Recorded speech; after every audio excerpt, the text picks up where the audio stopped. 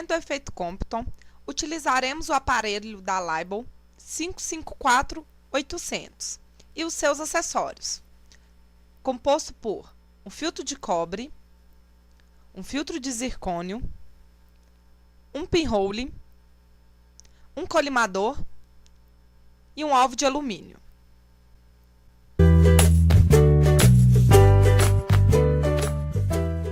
Os raios-x podem ser produzidos quando elétrons são acelerados em direção a um alvo metálico. Os elétrons emitidos de um cátodo aquecido são acelerados por meio de uma diferença de potencial e colidem com o anodo, em que se encontra um alvo metálico. Na interação dos elétrons do feixe com o alvo, o átomo é excitado a partir de seus níveis energéticos mais profundos para o nível energético superior e, sendo subsequentemente desexcitado, produz a emissão de um fóton.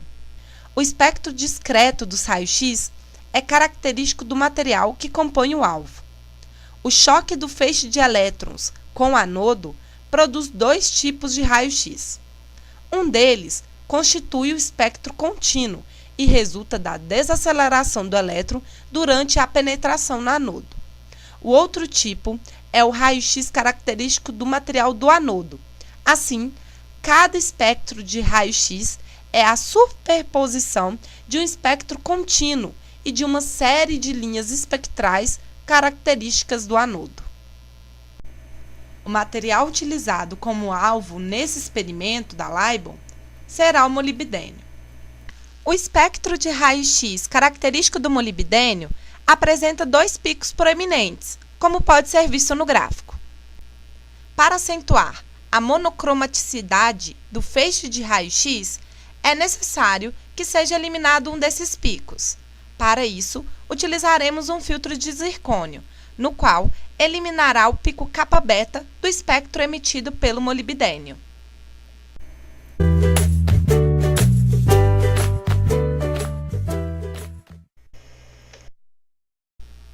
Iremos apresentar agora o funcionamento do equipamento utilizado no efeito Compton. Este é o tubo de produção de raios-x, no qual encontra-se o molibdênio, que foi o material utilizado para a produção de raios-x nesse equipamento. Este é o colimador, responsável por colimar os raios-x provenientes do tubo de produção. No colimador, encontra-se o filtro de zircônio, responsável por eliminar o pico kappa-beta do espectro de raio-x característico do molibdênio.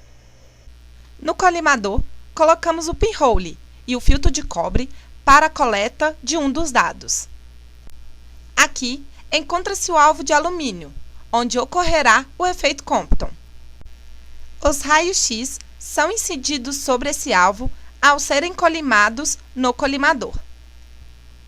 Este é o contador Geiger, responsável por registrar os eventos de ionização após a colisão dos raios-x. Em uma das leituras do equipamento, colocaremos um filtro de cobre sobre a janela deste contador.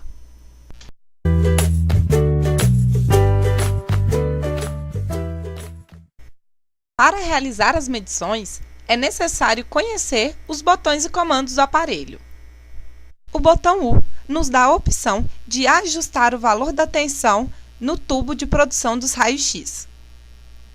O botão I nos dá a opção de ajustar o valor das correntes elétricas no tubo de produção dos raios-x. O botão ΔT nos dá a opção de ajustarmos o tempo da coleta de dados. O botão Sensor nos dá a opção de ajustarmos o ângulo do contador Geiger. O botão Target nos dá a opção de ajustarmos o ângulo do material-alvo. O botão Adjust é o botão que permite regular os valores da tensão, corrente elétrica, tempo e ângulos. O botão Scan aciona a coleta de dados e o botão Replay é acionado após a coleta de dados ter sido realizada, pois ele nos fornece a taxa de contagem de fotos registrado no contador.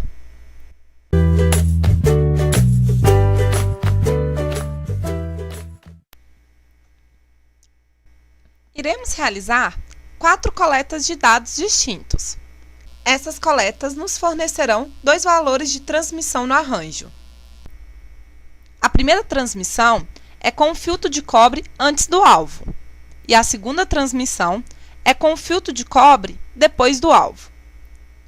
Caso os valores de transmissões sejam diferentes, significa que houve mudança do comprimento de onda do fóton incidente e do fóton espalhado pelo alvo, característica do efeito Compton. Colocamos o filtro de zircônio no colimador. Ele funciona como um filtro dos raios-x. Encaixamos o pinhole no outro extremo do colimador.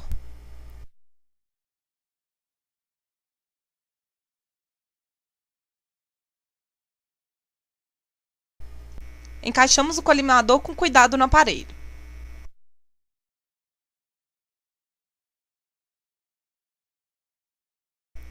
Colocamos o alvo de alumínio e ajustamos os parafusos.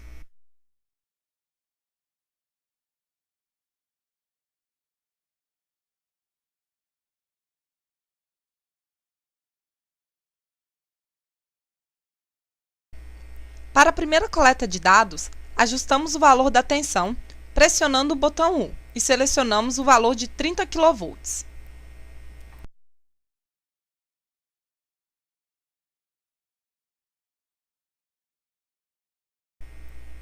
Pressionamos o botão I e ajustamos o valor da corrente elétrica para 1 mA.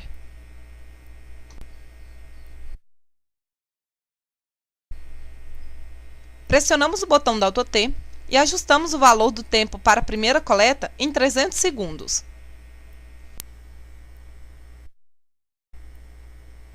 Pressionamos o botão Sensor e ajustamos o valor do ângulo do contador para 145 graus.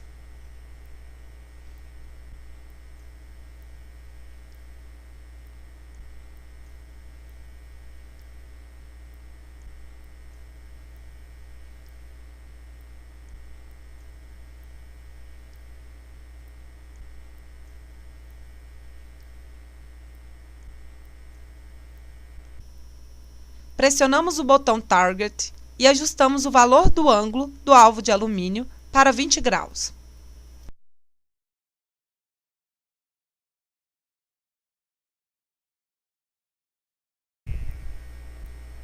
Para iniciar a coleta de dados, pressionamos o botão Scan.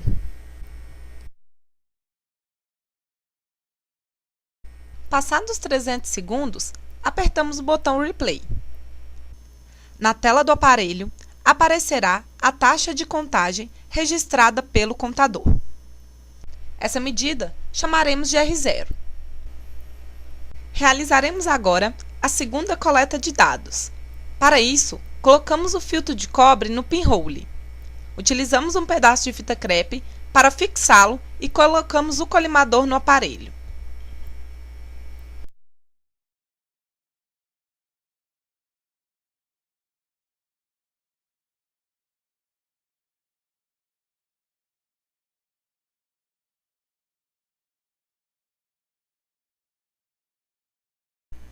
Nessa coleta de dados, aumentamos o tempo para 3.000 segundos. Para isso, pressionamos o botão Delta T.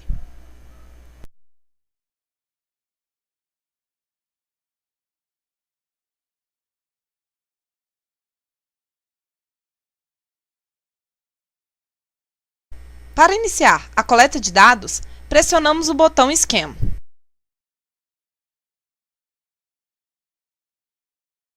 Passados 3.000 segundos, apertamos o botão Replay. Na tela do aparelho, aparecerá a taxa de contagem registrada pelo contador. Essa medida chamaremos de R1. Retiramos o filtro de cobre do colimador e o colocamos no contador.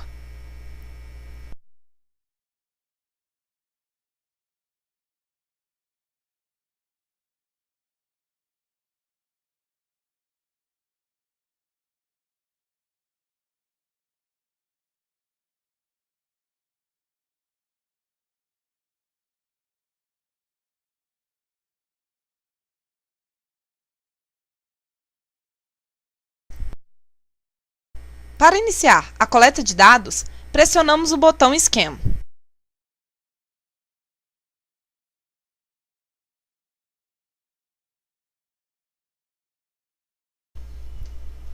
Passados 3.000 segundos, apertamos o botão Replay.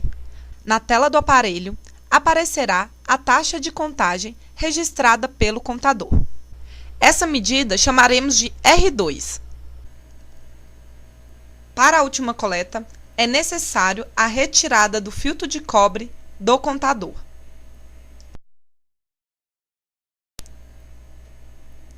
Essa coleta corresponde à radiação de fundo. Assim, é necessário que seja zerada o valor da corrente elétrica no aparelho. Para isso, pressionamos o botão I e zeramos o valor da corrente elétrica.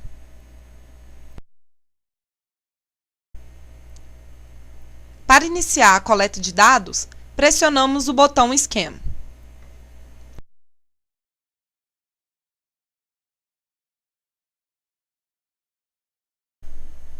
Passados 3.000 segundos, pressionamos o botão Replay. Na tela do aparelho, aparecerá a taxa de contagem registrada pelo contador para a radiação de fundo. Essa medida chamaremos de R.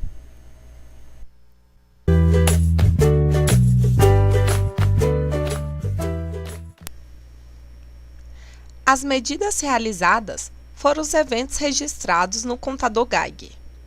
A medida R0 fornece os eventos sem a presença do filtro de cobre. A medida R1 representa os eventos em que há a presença do filtro de cobre antes do alvo de alumínio. Já a medida R2 fornece os eventos com a presença do filtro de cobre depois do alvo de alumínio. E, por fim, a medida R retrata os eventos que chamaremos de radiação de fundo. Na realização dessa medida, a corrente elétrica dentro do tubo de produção de raio-x é zero e, assim, o contador Geiger registra as interações provenientes de outros meios. Com posse desses valores, é possível calcular a transmissão dos raios-x pelo filtro de cobre. A transmissão 1 será aquela em que o filtro de cobre foi colocado antes do alvo de alumínio, e a transmissão 2 será aquela em que o filtro de cobre foi colocado depois do alvo de alumínio. A relação das transmissões com os comprimentos de onda dos raios-x é vista no gráfico. Percebe-se que, quanto maior o comprimento de onda da radiação, ou seja, quanto menor a sua frequência, menor é a transmissão do filtro de cobre. Podemos calcular a transmissão dos raios-x através do filtro de cobre colocado antes do alvo de alumínio e a transmissão dos raios-x através do filtro de cobre colocado depois do alvo de alumínio. Caso as transmissões sejam de mesmo valor, significa que as radiações incidentes no contador Geiger possuem o mesmo comprimento de onda. Assim, se houver uma diferença entre os valores de transmissões dos raios-x, isso nos indica que os comprimentos de onda das radiações incidentes no contador Geiger são distintos. No gráfico mostrado, para cada valor de transmissão, relacionamos um comprimento de onda. A diferença dos comprimentos de onda nas transmissões nos fornece o deslocamento Compton. Como o gráfico não está milimetrado, a leitura de transmissão com seu respectivo valor de comprimento de onda é dificultado. Assim, para calcular a diferença dos comprimentos de onda, utilizamos uma equação fornecida pelo roteiro do experimento, como pode ser visto na tela.